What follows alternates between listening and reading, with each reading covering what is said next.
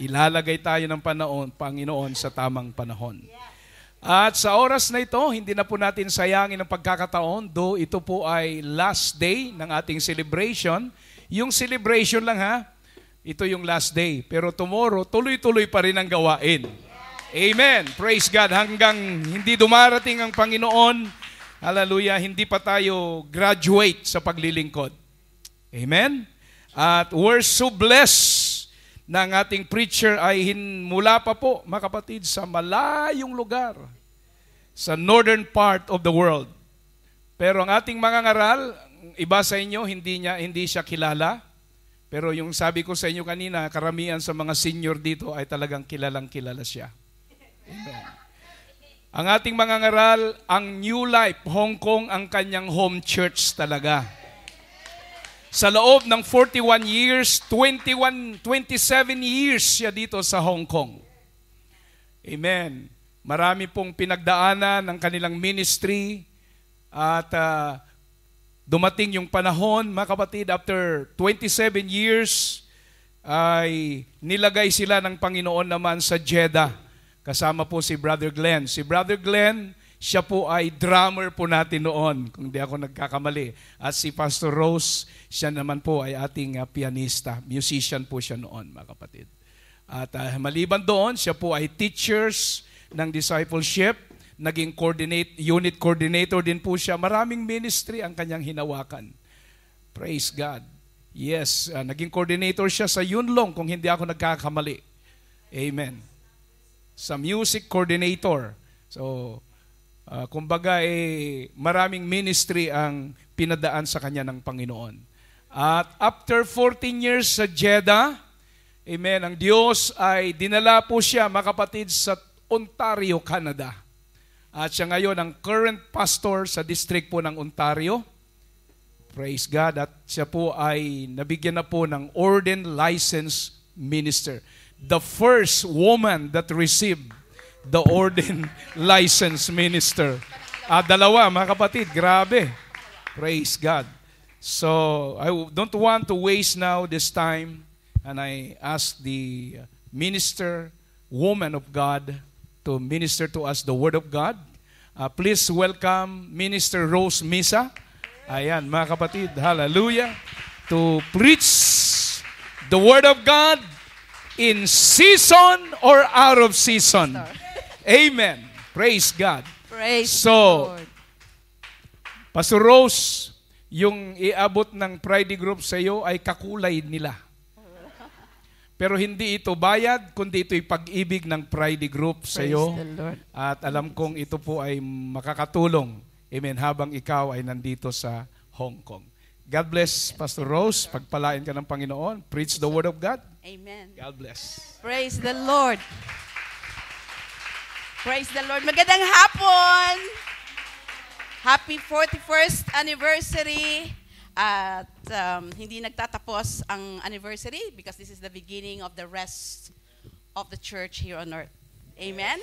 Another 41 years more to go bago tayo makauwi sa ating mga mansyon. Amen. Sa palagay nyo ba magaling mag-storytelling si Pastor Bobby? Storyteller ba siya? O preacher talaga? Storyteller. Hindi siya storyteller. I am not ashamed of the gospel. That's for sure. Turn to someone and said, "Are you ashamed of the gospel of God?" Sige, tanungin niyo yung katabi niyo, mga kapatid, para magising sila. Are you ashamed?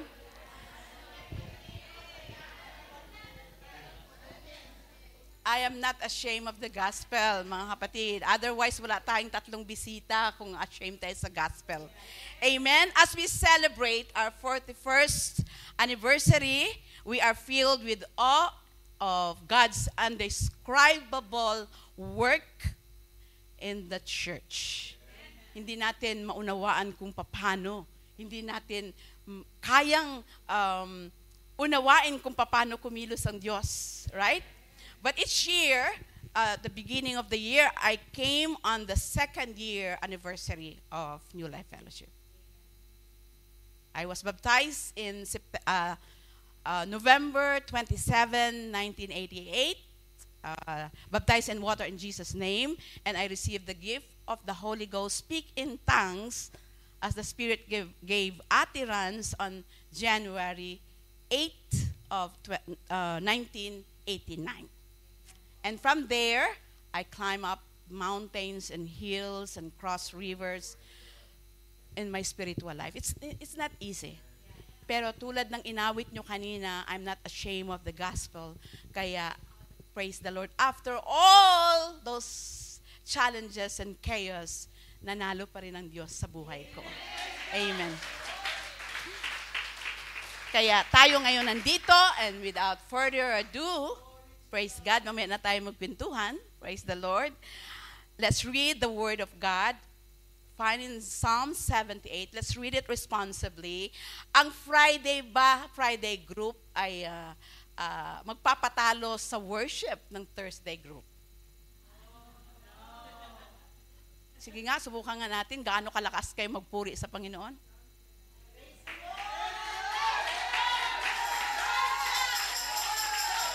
Mga kapatid, pag nasa loob tayo ng simbahan, nasa presensya tayo ng Panginoon, ang ating mga kamay ay laging gumagalaw. Laging nagpupuri, laging pumapalakpak, laging tumatalon, sumasayaw. Bakit? Kasi yung hindi natin nagagawa ito talaga sa totoong buhay, hindi nyo nagagawa ito sa trabaho nyo, right? You cannot do this at your place, sa dito lang. So, kung sa Saudi Arabia, I always say this, kung noon nandun ako sa Saudi Arabia, meron akong water. Thank you. Yes. Thank you so much. Kung doon, bawal doon ang maingay, hindi kami nagpapapigil ng magpuri sa Panginoon. Eh dito tayo sa Hong Kong, malayang malaya, but our hands are still tired. Amen. Let's clap our hands to Jesus. Hallelujah. Praise God, praise God, praise God. Glory and honor to your wonderful name, Jesus. Everybody say, praise the Lord. Let's read the Word of God. Let's read it responsibly. I read verse 1 and you will read the second. Give ear, O my people, to my law. Incline your ears to the words of my mouth.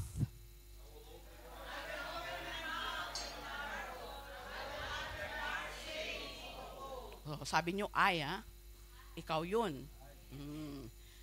Which we have heard and known, and our fathers have told us. Amen.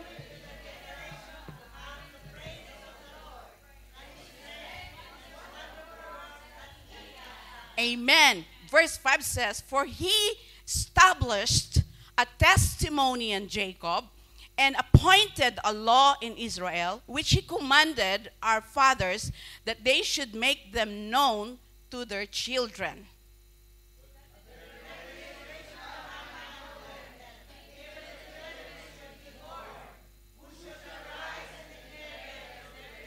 Amen. And last verse says that they may set their hope in people.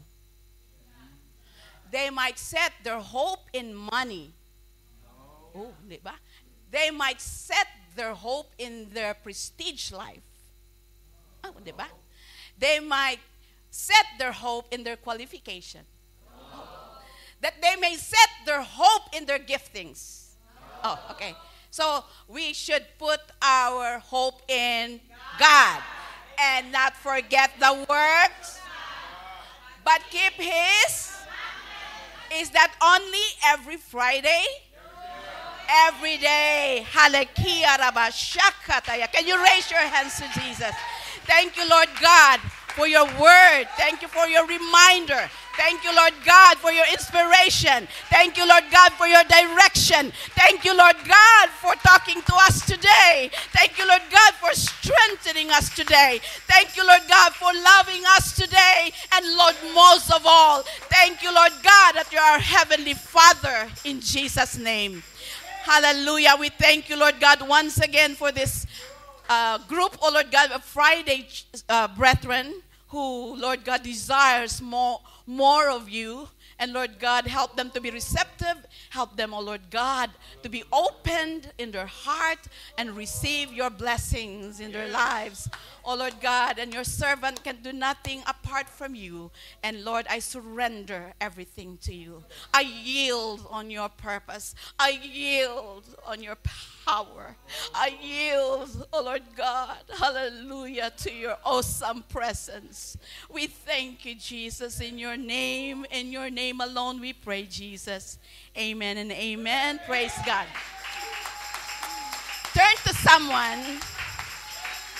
someone and look at them in their eye and ask them, are you a storyteller?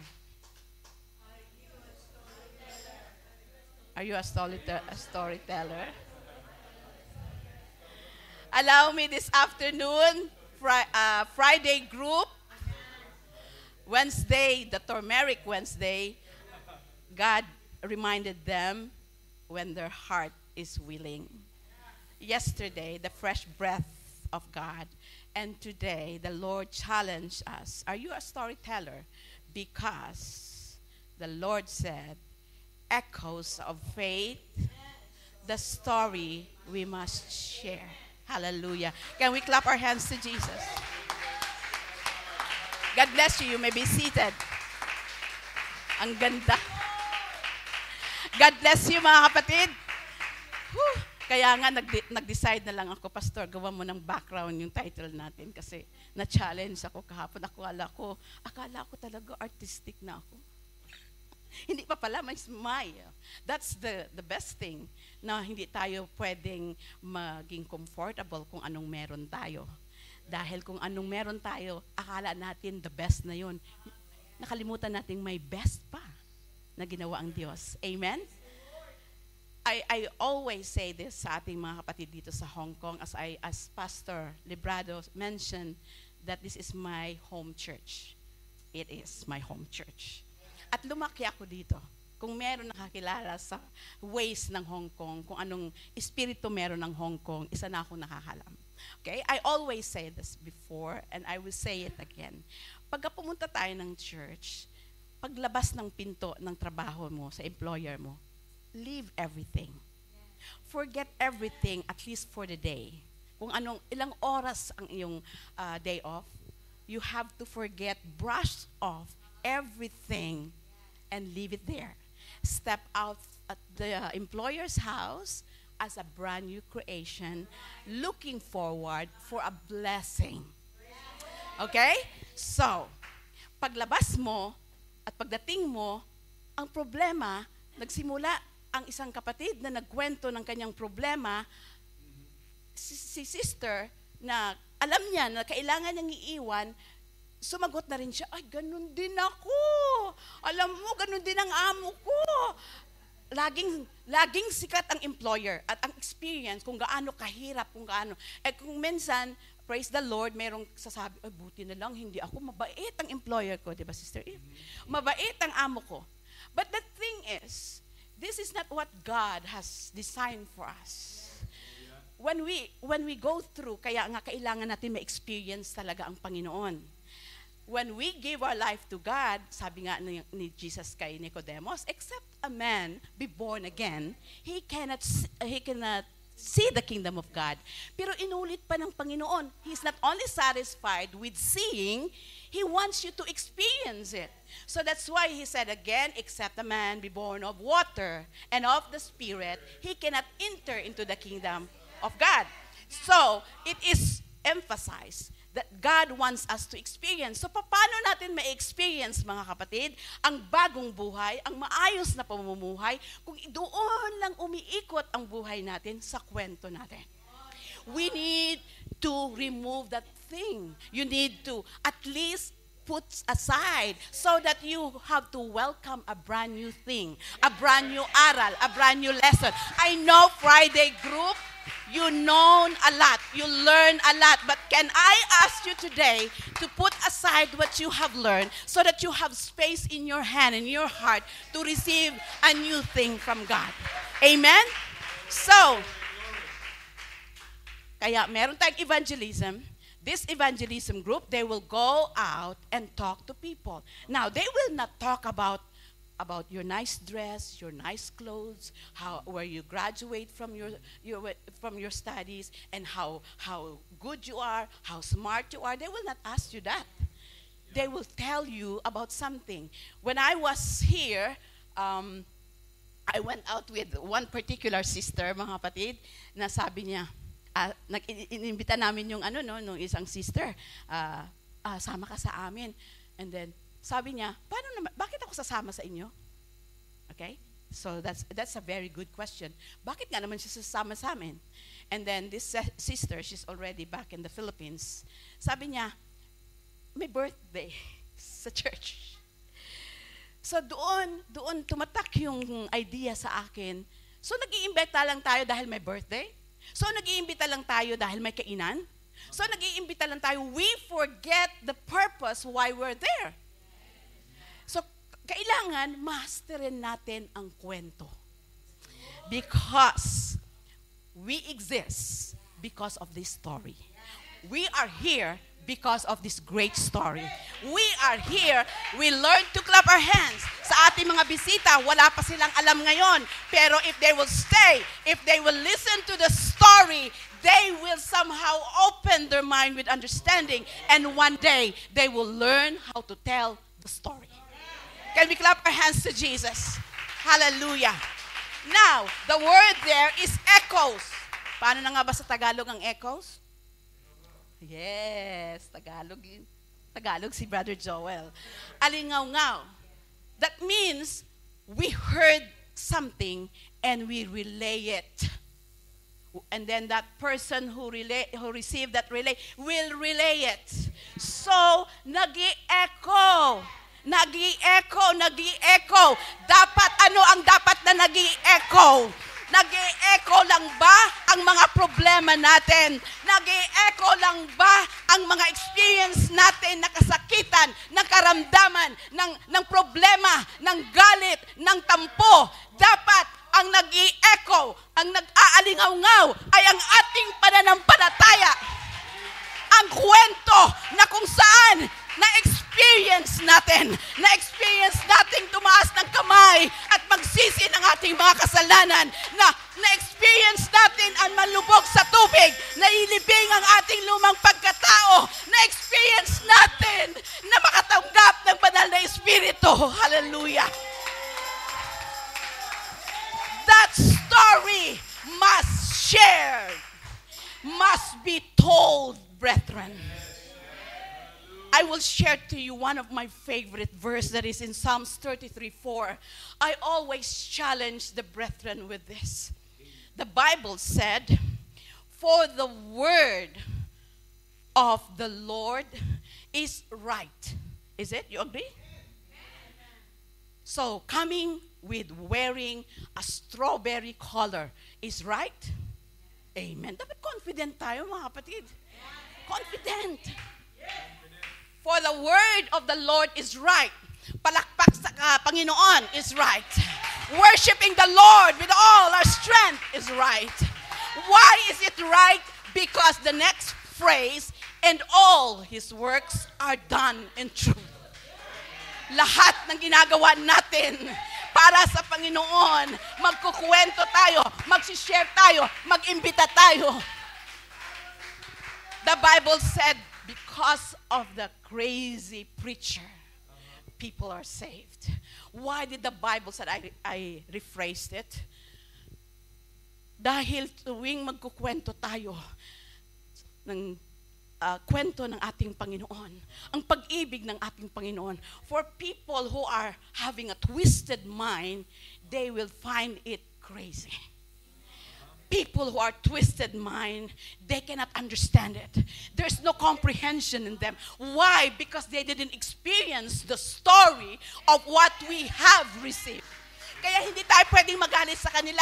Hindi kami pwedeng tatawanan, hindi namin kayo pwedeng tawanan dahil hindi nyo pa na-experience yung amin na-experience. So will you allow us, our three visitors, our precious visitors, will you allow us to tell you the greatest story why we sound crazy, why we look like crazy people, because we are crazy because of that story that we received. Hallelujah. Well, I will tell you few people, notable people in the Bible. And I believe that you know them. I believe that you understand them. I believe that you are also influenced. These are the few favorite Bible characters. Abraham, hallelujah. His influence, as I receive his story, known as the father of faith. Abraham's unwavering trust in God set a foundational example for us today. Amen. That echoes of faith. You can even read Hebrews 11 telling us those people, those characters are the heroes of faith. One of them is Abraham. So Abraham's willingness to sacrifice Isaac demonstrated profound faith and obedience. Hello? Yun ba yung pinamumuhay natin? Amen. Because it echoes of the story. Echoes of faith. Abraham's influencing generations, understanding of faith and covenant with God, Abraham is often cited as a model for trusting God's promises regardless of circumstances. Kaya tayo ngayon nagiging matatag. Kaya tayo ngayon sarado ang ating tenga sa mga disappointments, sa mga chaos kwento, sa mga unlearned story. Why? Because my ears are open for positivity. My ears are open of faith. My ears are open only for the faith, for the story. Another influenced person is Jacob's. Jacob's influence later he named into Israel. The cheater, the negative name, get along with his name, became a prince. His name Israel means prince. Jacob was the father of the 12 tribes of Israel. His life illustrates God's grace, emphasizing that divine purpose can work through flawed individuals. That means, hindi imposible sa Panginoon ang isang taong magnanakaw, ang isang taong mangloloko ay mahal ng Diyos. That's what Jacob's influence. Amen. His encounter with God and wrestle with God highlighted his transformation and the importance of reconciliation.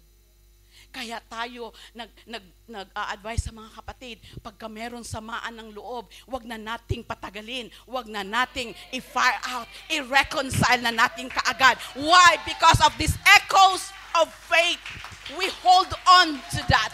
Particularly, kasi na-experience ni Jacob kung paano sila ng kanyang twin brother Esau na nagkagalit.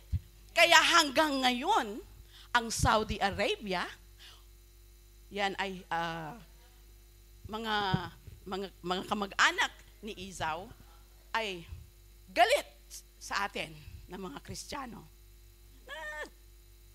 That's a story.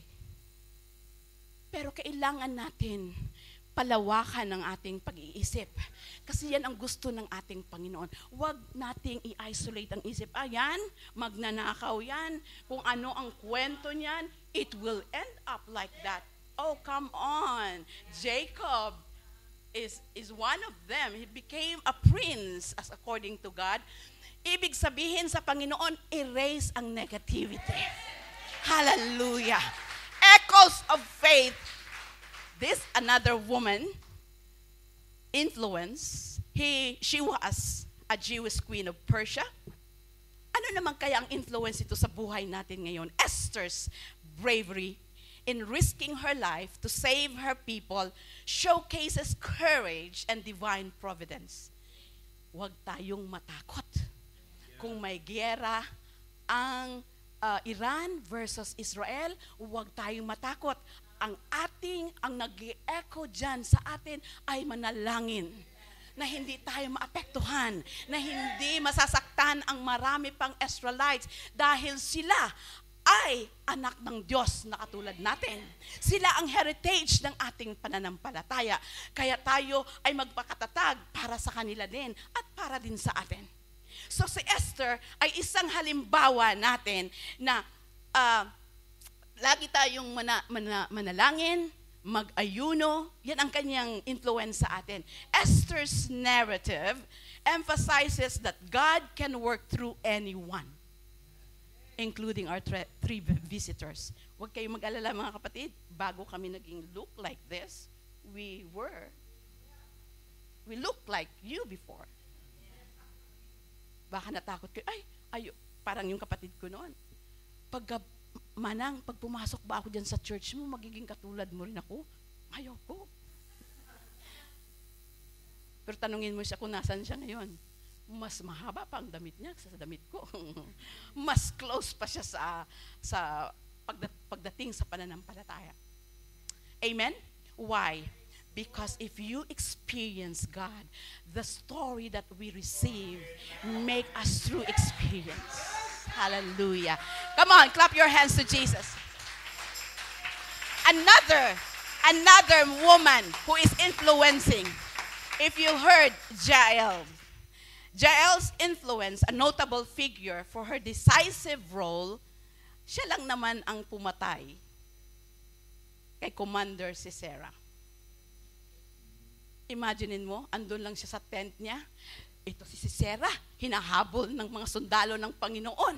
At sabi niya, "Oh my Lord," mababasa niyo yan sa Judges chapter 4. Sabi ni Sisera, "Bigyan mo ako ng tubig." Pero hindi niya binigyan tubig, binigyan niya ng gatas. Natulog na. Siyempre, pag uminom ka ng gatas, masarap matulog, di ba? Mainom ba kayo ng gatas? Tulog ngayon si Sisera. Here's Jael. Alam niyo yung peg, yung nail ng tent, malaki. Habang natutulog ang kalaban, ipinako niya ang peg dito sa kanyang liig, patay. As simple as that. Ano ang ating lesson na makukuha dito sa story niya? Jael's story illustrates the importance of taking action in faith. What does it mean? Pag dumating ang kalaban, huwag kang tatawa-tawa. Kalaban yun eh. Kaninang umaga ko pa to, gising ako ng 2:00, pinapangaralan ko yung kapatid kong katabi ko. Pagka naglilingkod tayo sa Panginoon, sabi ko, huwag kang mag-open wide ng door. Akala mo kaibigan mo. They are not your friend. They are the devil's scheme.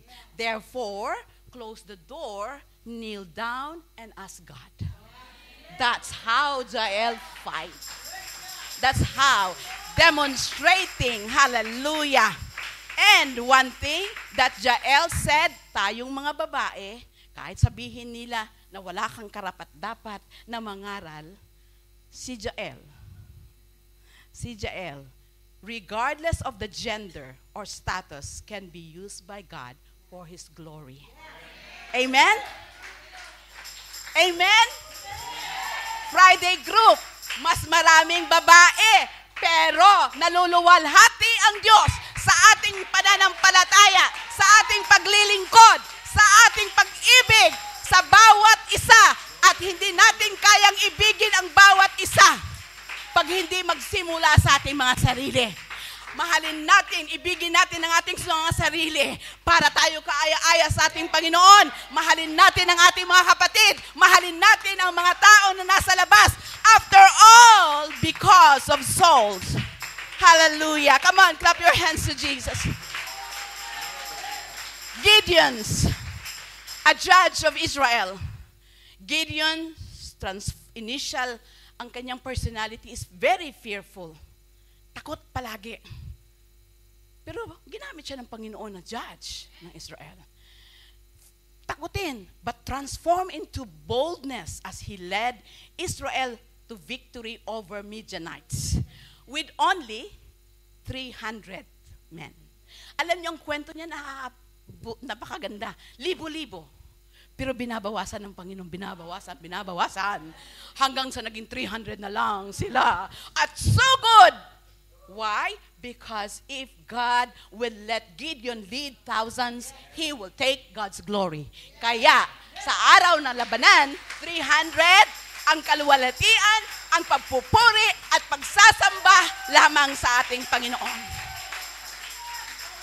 Gideon's life, ito tandaan natin yung bawat karakter, hindi lang sila dyan nilay ang kanilang kwento. It's for us. They are the mirror.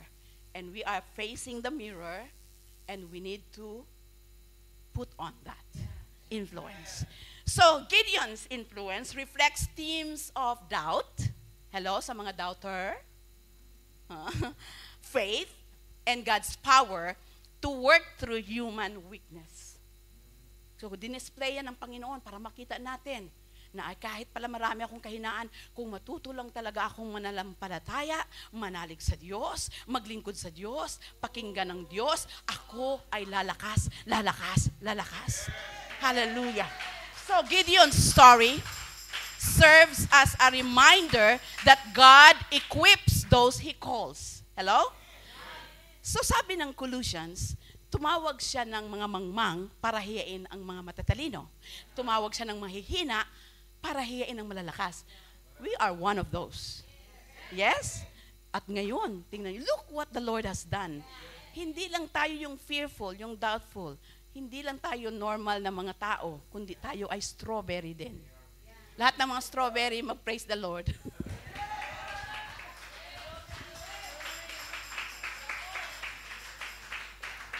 Kanina,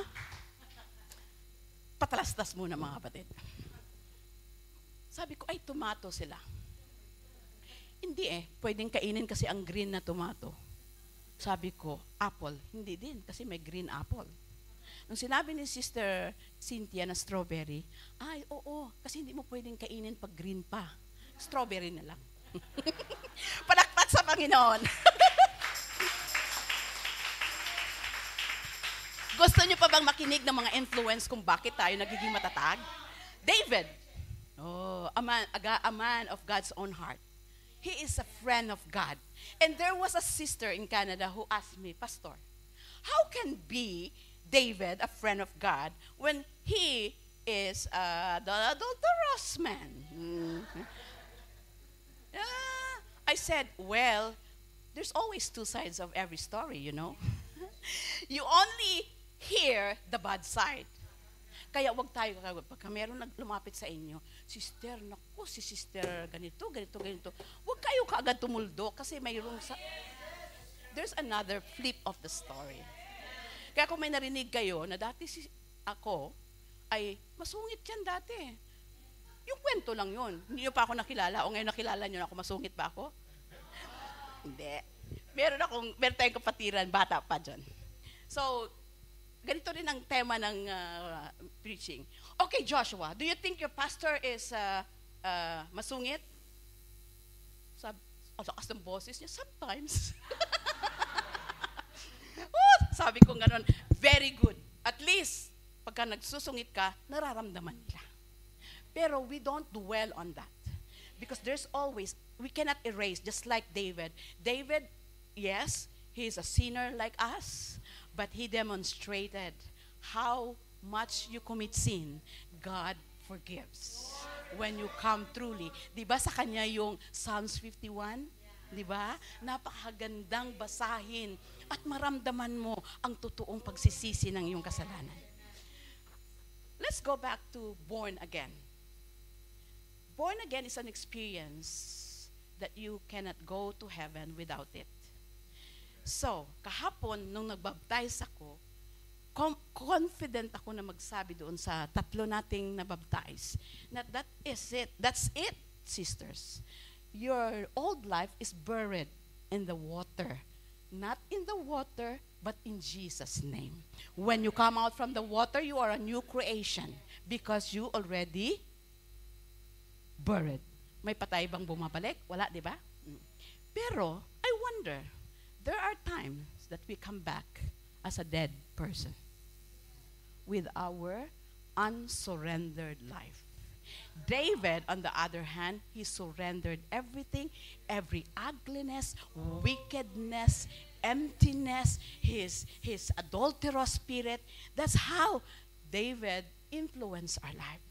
Kaya kung may David na a man of God, after God's own heart, pwede din tayong maging David. Amen? That is the echo of faith. And next, Joseph. Sinong may gusto kay Joseph? Joseph really is one of our favorite character. His life teaches essential lessons about trusting God with integrity. Hello? Sa ating mga pastor na bagong installed, I know how difficult you're working with so much women, but you only have one Eve in life. Not two, not three. One Eve. One wife.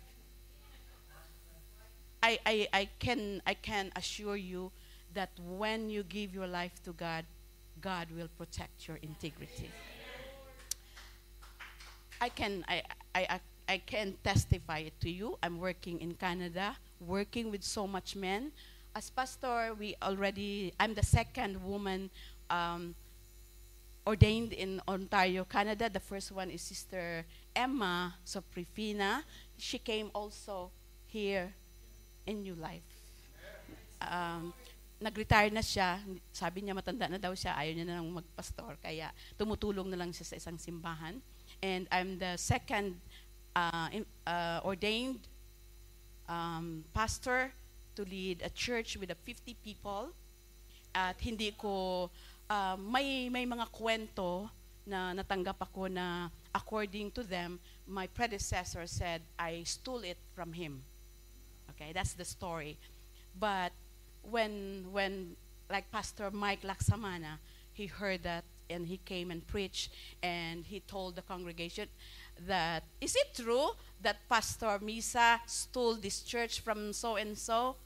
And they all said, she's innocent because she has a princess life in Saudi Arabia and God, they depend on me because I have no idea.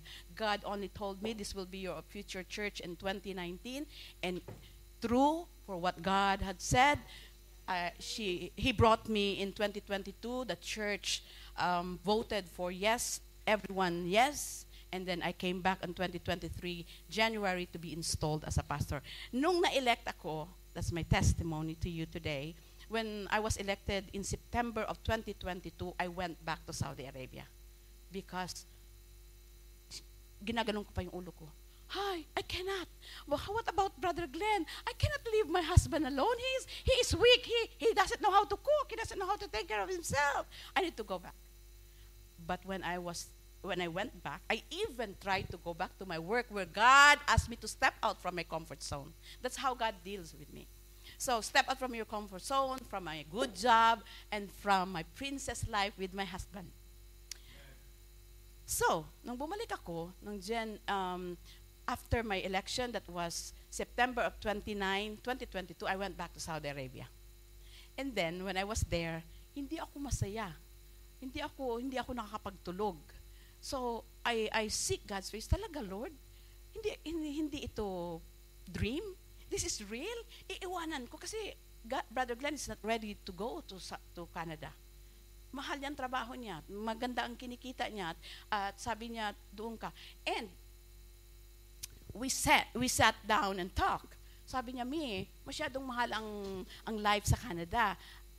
Where my earning is Saudi Riyal. And you're going to spend it in Canadian. So you have to times 3? Wow. And I prayed. And you know what the Lord said? When I asked you to step out from your comfort zone, including money.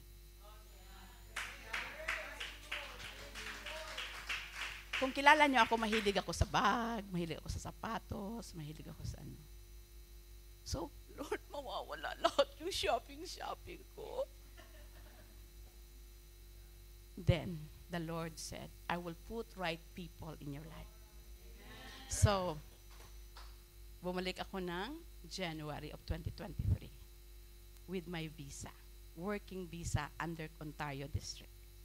And then I have a letter that says, without knowing anyone, even our presbyter, the superintendent that I haven't known really, already wrote me, "Welcome, Sister Misa in Ontario. We are looking forward to work with you."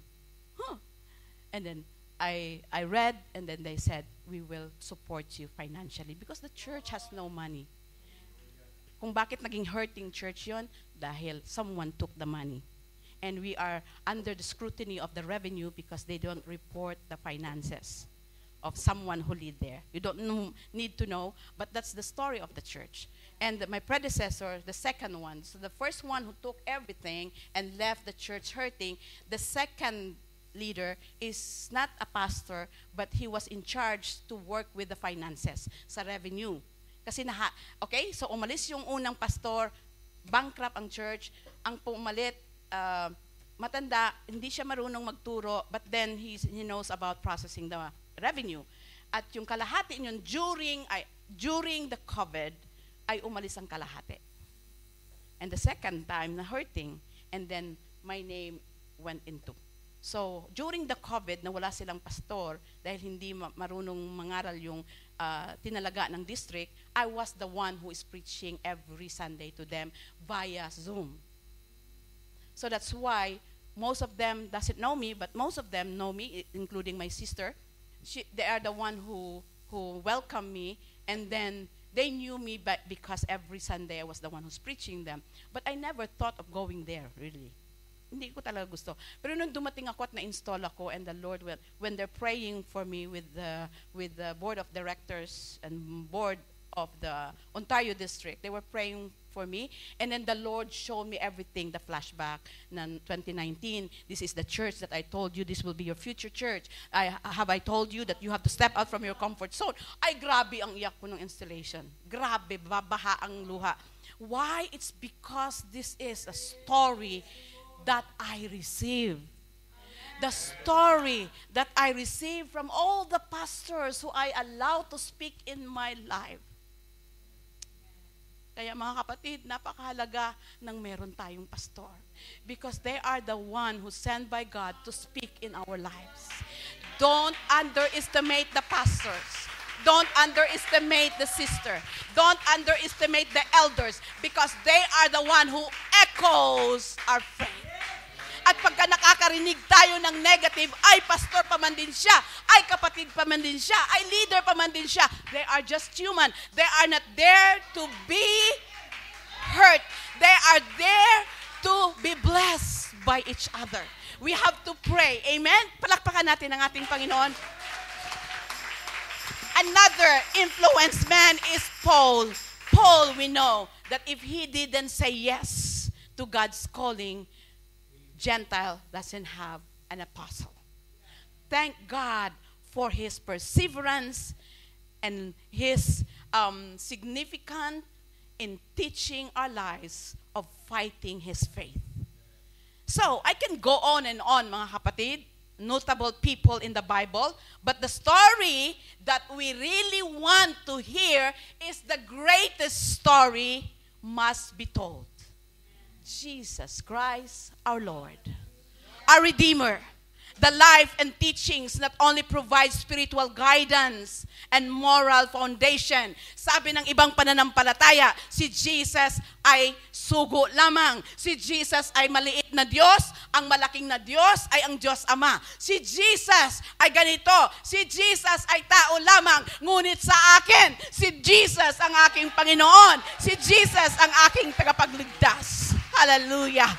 Kaya mga kapatid, the story, Jesus' influence transcends religious boundaries, making a profound impact on humanity and offering hope, purpose, and transformation to countless lives across generations. Amen? So, my personal Savior is Jesus Christ. Why did I say that? I have a personal relationship with Jesus. The echoes of faith that I heard is real. The echoes of faith that I receive in my life is legit. The echoes of faith that I receive is my experience. He talks to me And I listen to Him. I pray to Him. And He answers. Every step I make, God is there. Hallelujah. The power of the echo must lead our life. Bakit? Hallelujah. The demon-possessed in Gadarenes. This is a story, mga kapatid, of God's mercy. Mark 5:19. However, Jesus did not permit him, but said to him, go home to your friends. You see? We need to tell this story. This demon-possessed in Gadarenes, pagkagaling niya, he wants to follow Jesus. Imagine, nagpipresenta na siya na maging disciple. Sometimes we present ourselves. I want to be a pastor. When I was in Saudi Arabia, pag nagbakasyon ako minsan, may nag-email sa akin na isang brother. Pastor Misa, do you know that I am called as a pastor? You are not the one who claimed that you are called a pastor, unless God asked you to be a pastor. And so when I went back, I asked him, I tested him if he really is a pastor's heart. Brother Jonathan, come, let's clean the washroom. He doesn't like to.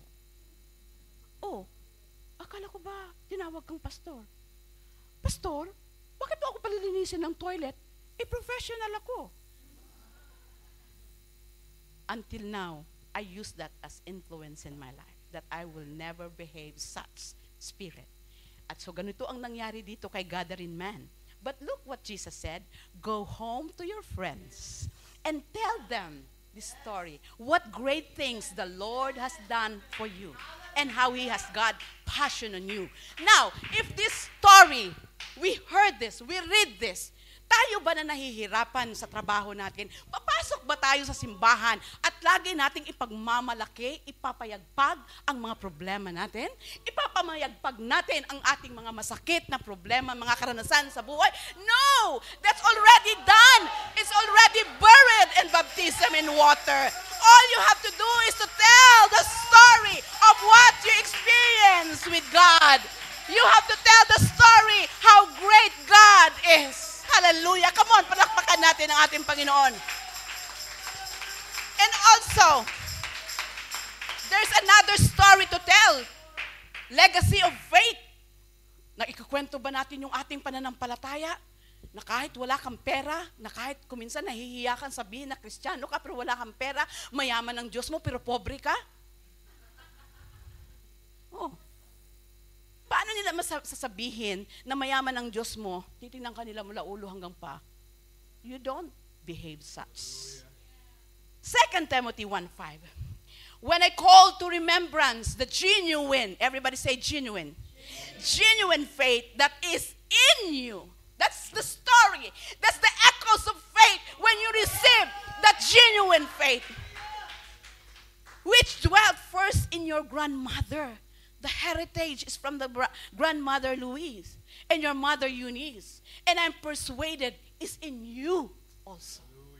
That's exactly how the important that nag-aalingaw-ngaw ang kwento ng pananampalataya dahil lumalaki, lumalawak, nagiging malakas ang sound. And because of your love in the ministry, because of soul, because of your worship, because of your obedience, lalong lumalawak. Hallelujah. I can speak on and on, mga kapatid, but this afternoon, what is your story?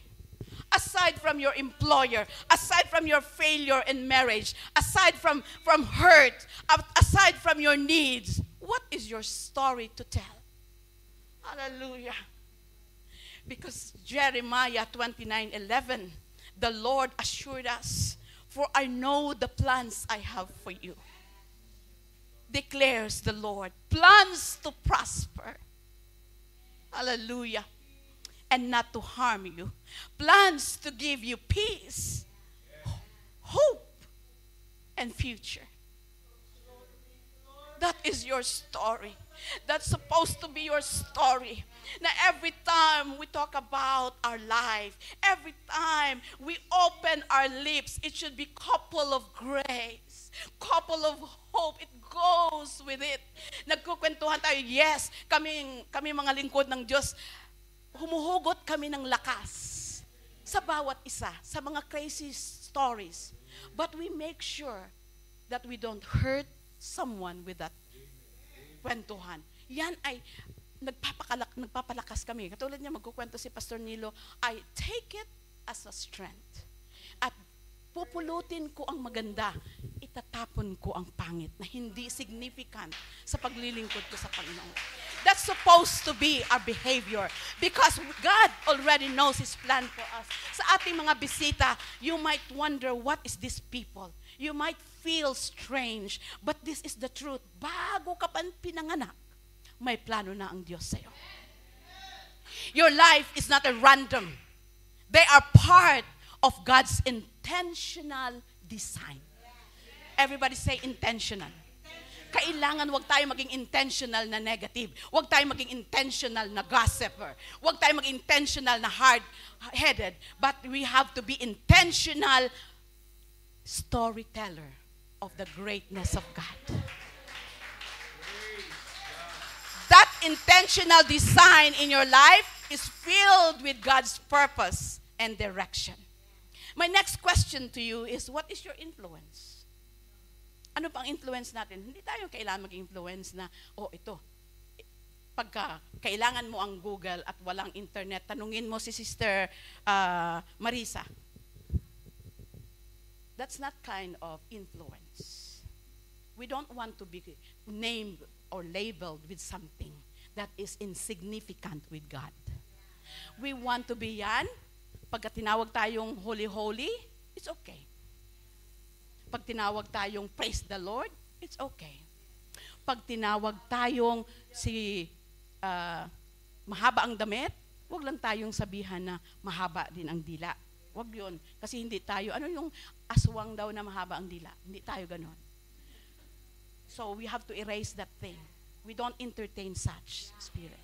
Ang atin, pagka tinawag tayong Kristiyano, that means, the meaning of Christian means Christ-like. That is our story. That is our influence. Manner is influence. Being truthful is influence. As the Bible, Matthew 5:14-16, you are the light. Mahaba na ako, mga kapatid, ha? You are the light of the world. A town built on a hill cannot be hidden. Neither do people light a lamp, but it under a bowl. Instead, they put it on the stand, and it gives light to everyone in the house. In the same way, let your light shine before others. Yan ang commandment sa atin ng ating Panginoon. Be a light, be a salt. Hindi tayo tinawag ng Panginoon na maging commentator. If you are not expert with something, don't comment. Pag pinag-uusapan, masakit ang paa niyang gout niya, ito naman si sister, ay, kailangan mo ng ganito. Saan niya kinuha? Sa TikTok. I hate TikTok. I don't know why. Dahil ang dami-dami ko naririnig, kailangan mo mag-take ng vitamin D. Ang tanong ko naman, doktor ka? Hindi. Sabi doon sa TikTok. Palakpakan nga natin ang ating Panginoon. Hindi tayo tinawag doon. We have a legit guide. That is the Word of God. Jesus directly addresses the impact of believers are called to influence this world. And my last question to you before I close. What is your testimony? Huwag tayong magrereklamo kung nararanasan natin ang hirap dahil yan ang ating testimony. Do you think I can just come up here without experiencing what you experience? The deeper our hurt, the deeper we go through with our relationship with God. At pag hindi tayo nakaranas ng hirap, ang ating Panginoon, naranasan niya ang hirap, legit, mga kapatid. Imaginein mo, pag-aralan mo kung gaano kasakit yung napako ang kanyang kamay at lumalabas ang laman. Tayo lang nga, pag masugat na tayo, akala natin patay na tayo, di ba? Si Jesus, hindi. He went through with it. So what is our testimony? This is you need to remember. God's rema for today is that you are born in this world for nothing. Hindi ka pinanganak na walang plano ang Diyos. Ephesians 2:10 is my last verse. For we are God's workmanship, created in Christ Jesus unto bad works? No. Unto negative works? No. Unto doubtful works? No. Lagi nating isipin, good works ang design ng Panginoon sa atin, which God had before ordained that we should walk in them. And before I ask you to stand, can I tell you today and remind each one, including myself, that God uses your stories to bring hope and healing, and that no story of faith is insignificant. Hallelujah. Can we all stand? Hallelujah.